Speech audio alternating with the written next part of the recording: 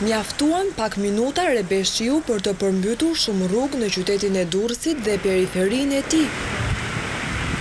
Më problematike, situata u paraqit në kryqëzimet e zonës së stadiumit, por dhe në disa lagje të tjera. Përmbytje pati dhe në Shkozet, si dhe disa rrugë dytësore në zonën e plazhit dhe në Ish Kënet. Për shkak të nivelit të madh të ujit në rrugë, këmbësorët e patën të pamundur lëvizjen për disa minuta. Vështirësi pati dhe në qarkullimin e mjeteve.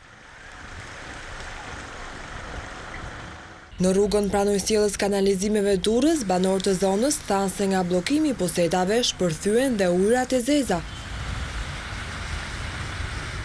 Përmbytje u regjistruan edhe në Laç.